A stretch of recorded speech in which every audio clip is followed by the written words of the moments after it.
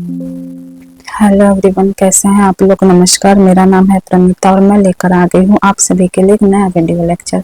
आज हम इस वीडियो लेक्चर में बात करेंगे जूही की कली कविता के विषय में। जूही की कली जो कविता है यह सूर्यकांत त्रिपाठी निराला जी की कविता है और यहाँ यूजीसी नेट के इकाई 5 में लगा हुआ है।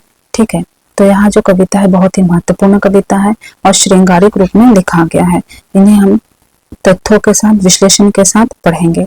तो आगे बढ़ने से पहले मैं बता दूं, अगर आपको क्लास अच्छा लगेगा तो वीडियो को जरूर लाइक करना और चैनल को भी सब्सक्राइब कर लेना।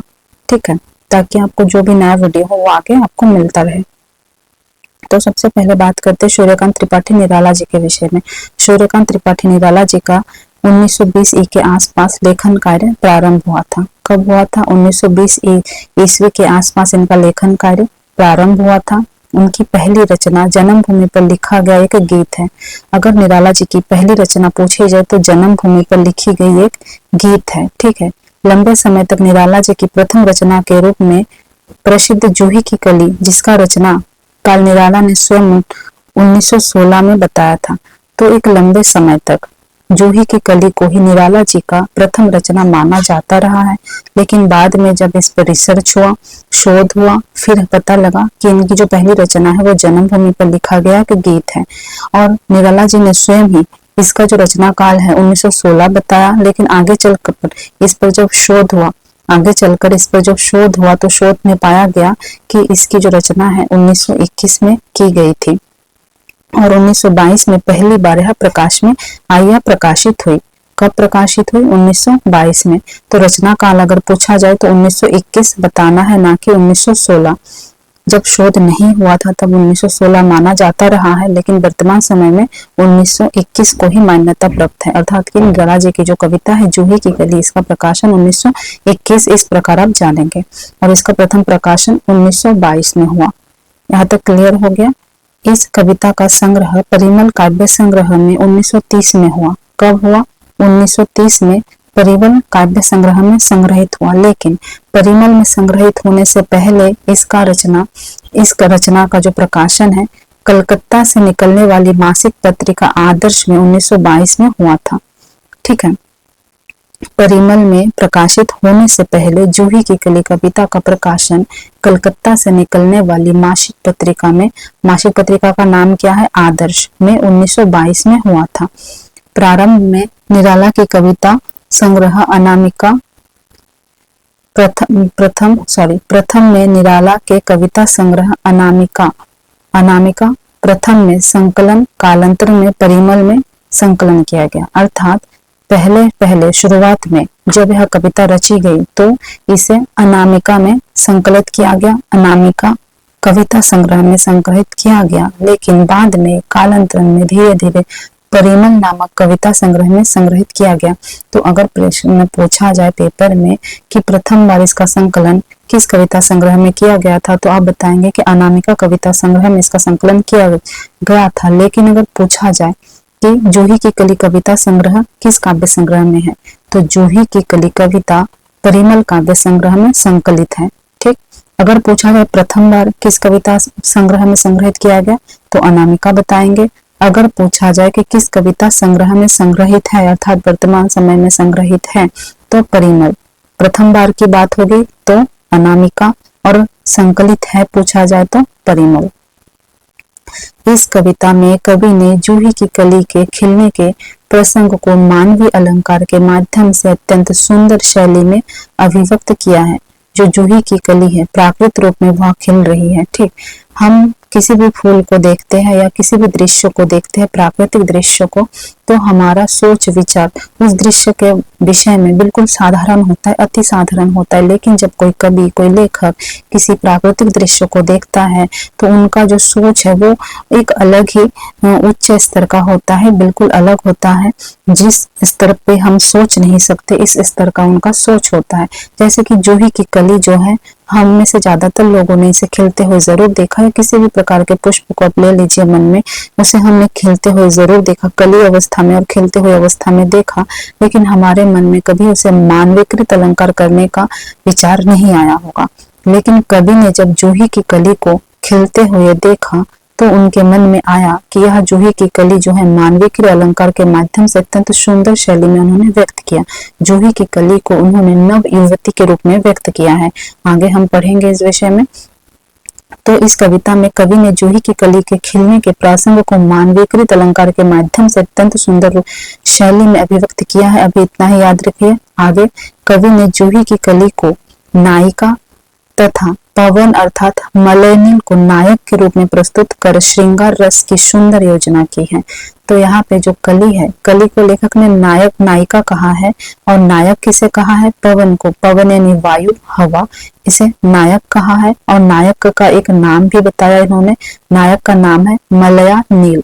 मलयानील दो नाम से बना है, मलय धन अनिल, जिससे बना है मलयानील। तो मलयानील यहाँ नाम किसका है? पवन का है, हवा का है। तो नायक के रूप में प्रस्तुत किया गया है। और नायिका के रूप में यहाँ पे कौन है? कली है। कौन सी कली है? जूही की कली। तो जूही की कली यहाँ पे नायिका हो गई, नव युवती हो गई, यौवनावस्था से परिपूर्ण युवती, और यहाँ पे पवन उसका नायक हो गया।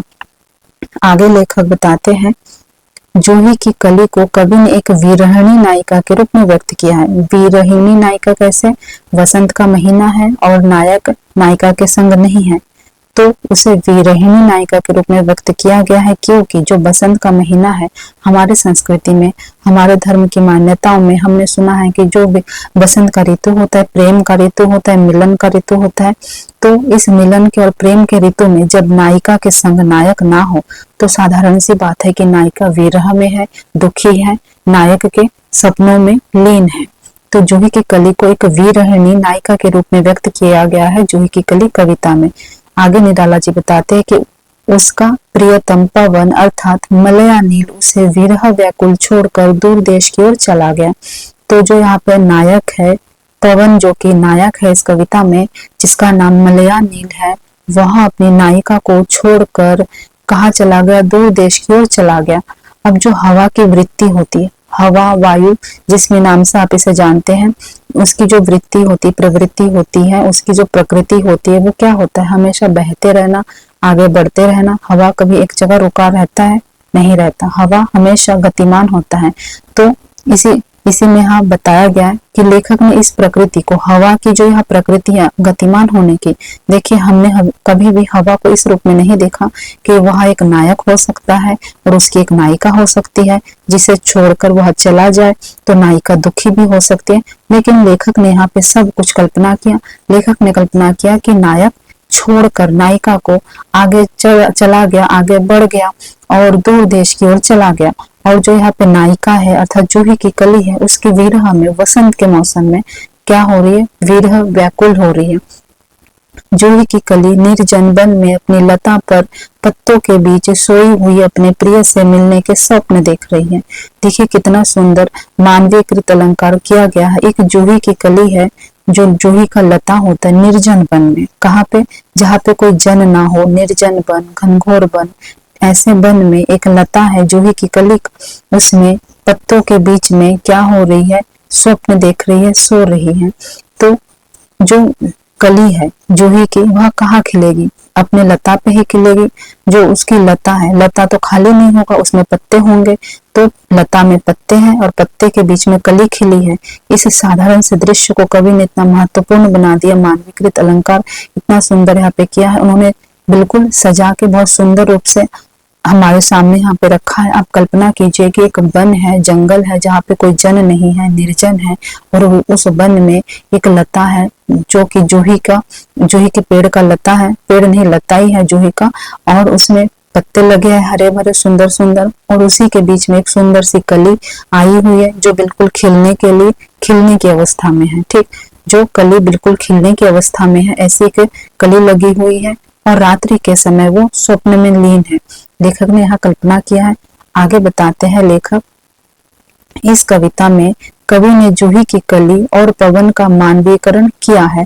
ठीक, नायिका जूही की कली, नायक पवन का वर्णन है। नायक पवन अपनी नायिका जूही की कली को छोड़ दूर मलयगिरी पर्वत पर चला गया। नायक दूर देश में कहा चला गया? मलयगिरी पर्वत पर चला गया। जूही की कली विरह में पीड़ित नायिका का रूप है। यहाँ पे जो कली है जूही की, वह विरह में पीड़ित नायिका का रूप है। हम देखेंगे हमारी प्रकृति में, जैसे कि जो मानव की जो स्थिति होती है, मानव की साधारण जन की जो स्थिति होती है, जब कोई नायिका किसी नायक से प्रेम करती है, और क्या होता है जब ऐसा वसंत का मौसम हो तो नायिका अगर अकेली है और नायक उन्हें छोड़कर चला गया है किसी काम से कहीं दूर, तो फिर नायिका विरह में होती है, पीड़ित होती है, रोती है, उन्हें याद करती रहती है, आतुर होती है उनसे मिलने के लिए। उसी प्रकार यहाँ पे जूही की कली की जो स्थिति है, लेखक ने दर्शाया है कि जो जूही की कली है विरह से पीड़ित है, और नायिका का रूप है जो अपने प्रेमी पवन के विरह में तड़प रही है, जो उसे छोड़कर दूर दूर मलयगिरी पर्वत पर चला गया है। वह अपने प्रेमी के स्वप्न में खोई रहती है। कौन? नायिका जूही की कली। कली जो है अपने प्रेमी के स्वप्न में खोई रहती है, क्योंकि वो निर्जन वन में है, अकेली है और पत्तों के बीच में है। तो वह क्या है, यौवन अवस्था में भी है, तो क्या करती है, वह अपने ही जगह पर बैठ के अपने प्रेमी को याद करती है, स्वप्न में खोई रहती है। कब उसका प्रेमी आएगा और उन दोनों का मिलन होगा, यहाँ पे बताया जा रहा है। कवि कल्पना कर रहा है कि कली सोच रही है कि कब उसका प्रेमी आएगा और उन दोनों का मिलन होगा। दूर मलयगिरी पर्वत पर गए उसके प्रेमी पवन को भी अपनी नायिका की याद आती है। जो पवन है, जो दूर गए हैं, मलयागिरी पर्वत में गए हैं, मलयागिरी पर्वत में जाने के बावजूद भी उन्हें अपने प्रेमिका की याद आती है। इतना दूर जाने के बाद जब उन्हें अपनी प्रेमिका की याद आती है तो वो वापस भी आते हैं, आगे हम पढ़ेंगे।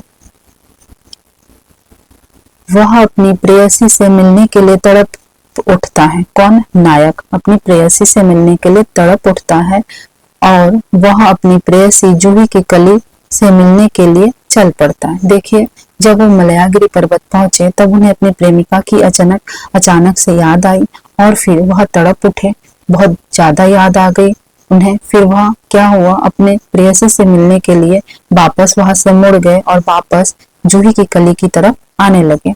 जब वह अपनी प्रेयसी के पास पहुंचता है तो उसकी प्रेयसी जूही की कली उसके स्वप्न में खोई निश्चल आंखें मूंदे पड़ी है। क्या होता है जब पवन आता है, आप भी कल्पना कीजिए कवि की तरह, जिस प्रकार कवि यहाँ पे बता रहे हैं उसी प्रकार आप भी कल्पना कीजिए, तो आप भी बहुत अच्छे से समझ पाएंगे और इस कविता का आनंद भी ले पाएंगे। तो देखिए, जब वह पवन जो है मलयागिरी पर्वत पहुंचा तो उसे अपनी प्रेमिका की याद आई। जैसे ही उसे याद आता है तो फिर वहां से वापस आने लगता है प्रेयसी से मिलने के लिए, जूही की कली से मिलने के लिए। मगर जब वह पहुंचता है तो उसने पाया कि जो कली है जूही की, वह सपनों में खोई निश्चल आंखें मूंदे पड़ी है। और किसके सपनों में खोई है? वह अपने प्रेमी के सपनों में खोई हुई है।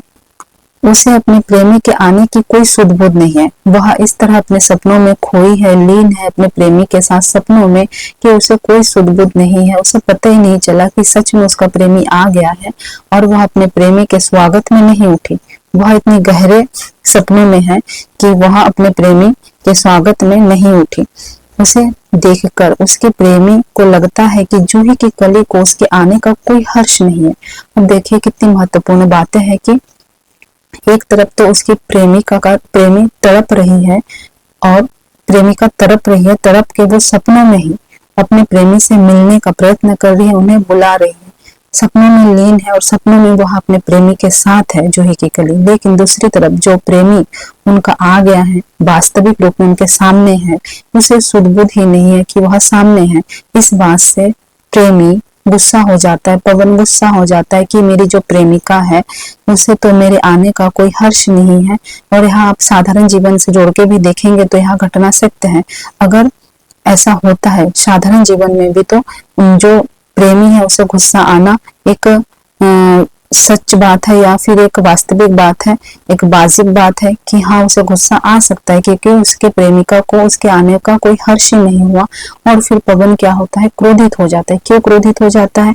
क्योंकि वो मलयगिरी पर्वत से इतनी दूर से अपनी प्रेमिका से मिलने के लिए आया, बहुत तीव्र गति से आया, और आने के बाद उसने जब देखा कि उसके प्रेमिका को तो उसके आने का कोई ही हर्ष नहीं है, खुशी नहीं है, उत्सव नहीं मना रही है, खुश नहीं हो रही है, गले से नहीं लगा रही है, तो वो क्रोधित हो जाता है पवन।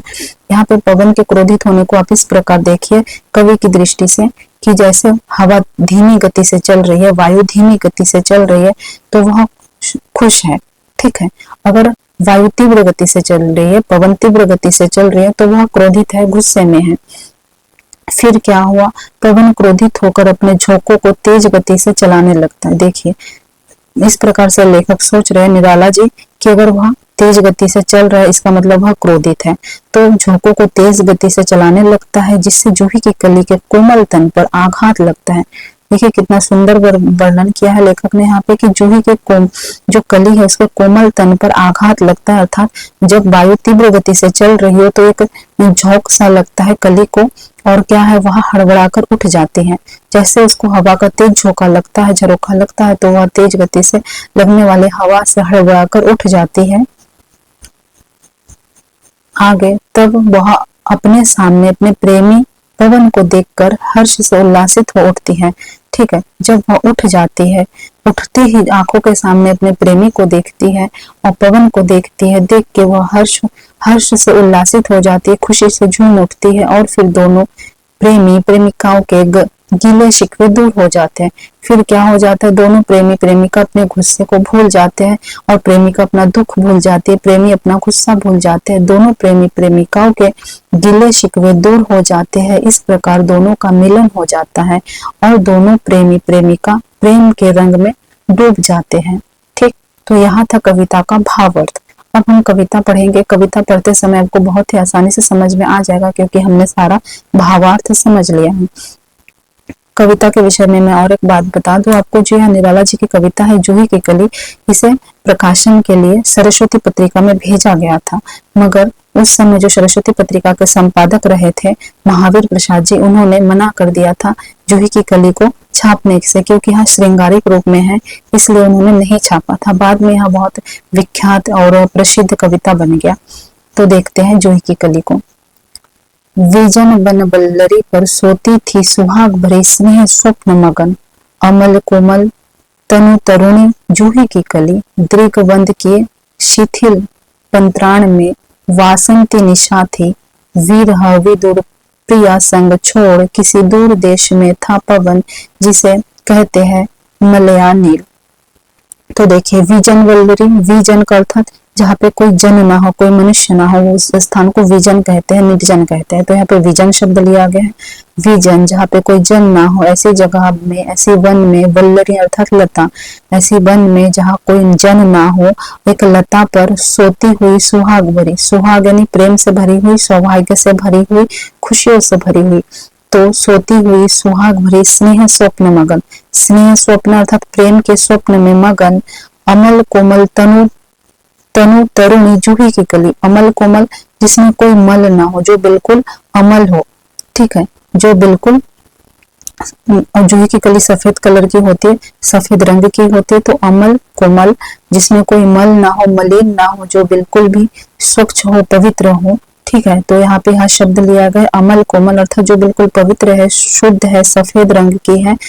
तनु तरुणी, तरुणी अर्थात युवती, जूही की कली दृग बंद किए शिथिल पत्रांक में, दृग अर्थात होता है नेत्र, तो दृग बंद किए, आंखों को बंद किए, शिथिल बिल्कुल शिथिल पड़ी हुई है, पत्रांक में अर्थात पत्तों के बीच में, पत्तों के गोद में, वासंती निशा थी। यहाँ पे वासंती निशा थी अर्थात बसंत का महीना था और रात्रि का समय था, ठीक है। वासंती निशा थी अर्थात बसंत का महीना था, रात्रि का समय था, तो प्रेम में विरह में वह थी। विरह विदुर प्रिया संग छोड़ किसी दूर देश में था पवन, जिसे कहते हैं मलयानिल। तो इस बसंत की रात्रि में जब वह अकेली थी और उसका जो प्रिय था उसे छोड़कर किसी दूर देश में चला गया था पवन, ठीक है, मलयानिल किसी दूर देश में चला गया था। आगे देखते हैं। आई याद बिछुड़न से मिलन की वह मधुर बात, क्या याद आई? आई याद बिछुड़न से मिलन की वह मधुर बात, आई याद चांदनी की धुली हुई आधी रात, आई याद कांता की कमनिज गात, फिर क्या पवन उपवन सर सरित गहन गिरि कानन कुंज लता पुंजों को पार कर पहुंचा जहां उसने केली कली खिली साथ। देखिए यहाँ पे बताया जा रहा है कि जो जो हमें क्या याद आता है, मिलन की याद। अगर हम किसी से बहुत अधिक प्रेम करते हैं तो उसके जब साथ हम रहते हैं तो हमें तो कोई ज्यादा फर्क नहीं पड़ता साथ में है। जब अगर हम किसी से बहुत अधिक लगाव रख रहे हैं, प्रेम कर रहे हैं, चाहे वह छोटा बच्चा हो, चाहे माता पिता हो, चाहे भाई बहन हो, चाहे पति पत्नी हो, चाहे प्रेमिका प्रेमी हो, जब वहां साथ में होते हैं तो उन्हें एक दूसरे की याद नहीं आ सकती। लेकिन जब ये अलग होते हैं, जब ये अलग होते एक दूसरे से दूर होते हैं, उस स्थिति में वो जो खुशियों के पल है, जो अच्छे समय उन्होंने साथ में बिताया था, वो सब याद आने लगता है। इसी प्रकार यहाँ पे लेखक ने प्रेमी प्रेमिका का प्रसंग लिया है कि जब प्रेमी अर्थात पवन अपनी प्रेमिका से दूर गया, पवन जब अपनी प्रेमिका से दूर गया तो दूर जाते हुए उसे क्या याद आया, मिलन की मधुर बात याद आ गई। जब दूर अकेला वह सफर कर रहा है, आगे बढ़ता जा रहा है, तो उसे क्या याद आ गई, अपनी प्रेमिका की मधुर बातें याद आ गई, वो चांदनी रात याद आ गई। ठीक है, जिस रात में वह अपनी प्रेमिका के साथ में थी। फिर क्या याद आई, याद कांता की कामायनी गात। फिर क्या हुआ, पवन क्या उपवन सर सरित, उन्होंने उपवन सर यानी सरोवर, सरिता यानी नदी, गहन गिरी कानन गहरे पर्वत या ऊंचे ऊंचे पर्वत और जंगल, सबको क्या हुआ, कुंज लता पुंजों को पार करके, लताओं के कुंजों को और पार करके पहुंचा। कहाँ पे पहुंचा, जहां उसने की केली कली खिली साथ, जहां पे उसने अपना प्रेमिका के साथ अच्छा समय बिताया था, प्रेमिका के साथ प्रेम प्रसंग में थे, उस स्थान पे पहुंच गए। कौन, पवन। ठीक है, पवन जब मलयगिरी पर्वत गए तो उन्हें अपनी प्रेमिका की बहुत याद आई और उनकी बातें याद आ गई और साथ में बिताए गए वक्त याद आ गया। फिर वहां क्या उपवन, क्या सरोवर, क्या सरिता, क्या ऊंचे ऊंचे पर्वत, क्या जंगल, सबको पार करते हुए तीव्र गति से उस स्थान पर पहुंच गए जहां उन्होंने अपनी प्रेमिका के साथ अच्छे समय बिताए थे, खुशियों के समय बिताए थे।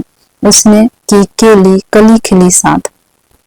अगला देखते हैं कि सोती थी जाने कहो कैसी प्रिय आगमन वहा, नायक ने चूमे कपोल। ठीक, यहाँ पे आने के बाद वहां देख रहे हैं कि जो कली है, जूही की कली, वह सो रही है। ठीक, और उसे अपने प्रेमी के आने का पता नहीं चलता है क्योंकि अपने स्वप्न में वह प्रेमी के साथ ही है और अपने स्वप्न में प्रेमी के साथ खुश है, मगन है अपने प्रेमी के साथ। तो उसे पता नहीं चलता है कि उसका जो प्रेमी है वह आ गया है सच में उसके पास। तो उसे आने का पता नहीं चलता है। तो प्रेमी ने क्या किया, नायक ने क्या किया, पवन ने उसके कपोल चूम लिया अर्थात उसके माथे पर चुंबन किया। डोल उठी बल्लरी की लड़ी जैसे ही डोल, इस पर भी जागी नहीं। जैसे ही उसने चुंबन किया, जो बल्लरी है, जो लता है, वह डोल उठी, लेकिन इस पर भी वह नहीं जागी। वह गहरे नींद में है, प्रेमी के साथ है तो मगन है, तो वह नहीं जागी, चूक क्षमा मांगी नहीं। और यहाँ पे क्या होता है, हवा को, पवन को गुस्सा आ जाता है, उसके प्रेमी को गुस्सा आ जाता है कि मेरे आने का इन्हें पता नहीं चला, मैंने इनके माथे पर चूमा लेकिन फिर भी यहाँ नहीं उठी, और उठकर इन्हें मेरे से माफी मांगना चाहिए कि मेरे से गलती हो गई है, कि मुझे पता नहीं चला कि तुम कब आए। इन्हें क्षमा भी नहीं मांगा इन्होंने अपनी गलती का। इस बात पे प्रेमी को गुस्सा आ जाता है। ठीक है, गुस्सा आने के बाद क्या होता है, निद्रास बंकिम विशाल नेत्र मूंद रही, किवा मतवाली थी यौवन की मदिरा पिए कौन कहे। यहाँ पे गुस्सा आ जाता है किसको, पवन को। क्यों, क्योंकि वह अपनी निद्रा आलस में है, अपनी बंकी में बड़ी बड़ी विशाल आंखों को मूंद के सो रही है, मतवाली है यौवनावस्था में। ठीक है, तो फिर यहाँ गुस्सा आने के बाद क्या करते हैं पवन, निर्दय उस नायक ने निपट निठुराई की। क्या किया, निर्दय उस नायक ने निपट निठुराई की, झोंकों की झड़ियों से सुंदर सुकुमार देह सारी झकझोर डाली, मसल दिए गोरे कपोल गाल, चौक पड़ी युवती। फिर जैसे ही गुस्सा आता है पवन को, नायक को, प्रेमी को जैसे ही गुस्सा आता है, वह निर्दयी बन जाता है, वह निष्ठुर बन जाता है और गुस्से से वह बहुत तीव्र गति से बहने लगता है, तेज झरोखे आने लगती हैं, हवा के तेज तेज झोंके आने लगते हैं। और इस झोंकों से क्या होता है, जो लता पे सो रही सुंदर सुकुमार देह वाली, जो यहाँ पे जूही की कली है, जो सुंदर है और सुकुमार भी है, यौवनावस्था से युक्त भी है, उन झोंकों से क्या होता है, उसके गोरे कपोल को हवा क्या करती है, पवन क्या करता है, मसल डालता है। और आगे वहां जैसे झोंके आने लगती है, उसके उसके शरीर में बहुत तेज गति से, प्रेमिका के शरीर में बहुत तेज गति से हवा का झोंका लगता है, तो क्या करती है, वो चौंक के उठ के बैठ जाती है। चौंक पड़ी युवती तो वह चौंक कर उठ के बैठ जाती है। चकित चितवन नीज चारों ओर फेरे, हे हेर प्यार को सेज पास, नम्र मुख हंसी खिली खेल रंग प्यारे संग। आगे क्या होता है, चकित होकर वहां बैठ जाती है और चकित चितवन से, अर्थात अचानक अगर आप गहरे नींद में हो और अचानक से आपको उठा के बिठा दिया जाए तो आप चकित हो गए, आश्चर्यचकित हो गए, इधर उधर चारों तरफ देखोगे। यही स्थिति यहाँ पे युवती की है, प्रेमिका की है। वह चकित हो जाती है युवती और चारों ओर देखती है। देखते ही उसे अपने प्रेमी का दर्शन होता है, प्रेमी को देखती है। वहां प्रेमी को देखते ही उसका जो चकितपन है, उसका जो आश्चर्य था, वह प्रेम में बदल जाता है और फिर उसके मुंह से नम्र हो जाती है, वो मुंह से हंसी खिलने लगता है, वो बिल्कुल नम्र हो जाती है, उसके मुंह से हंसी खिलने लगता है। फिर क्या होता है, वह दोनों प्रेम में मगन हो जाते हैं, खेल रंग प्यारे संग। तो यही पे हमारा यहाँ कविता समाप्त हो गया। मुझे लगता है कि आप लोगों को कविता अच्छे से समझ में आ गया है। और जो महत्वपूर्ण तथ्य है कि किस कविता संग्रह में संग्रहित हुआ, प्रथम बार कहाँ पे संग्रहित हुआ, प्रकाशन वर्ष, सारी बातें आप नोट डाउन जरूर से कर लेना। और कविता अगर अच्छा लगा तो लाइक करना, शेयर करना और कमेंट जरूर करना। मिलेंगे कुछ नए तथ्यों के साथ, नई कविता के साथ, नए वीडियो में। तब तक के लिए शुक्रिया। जय हिंद।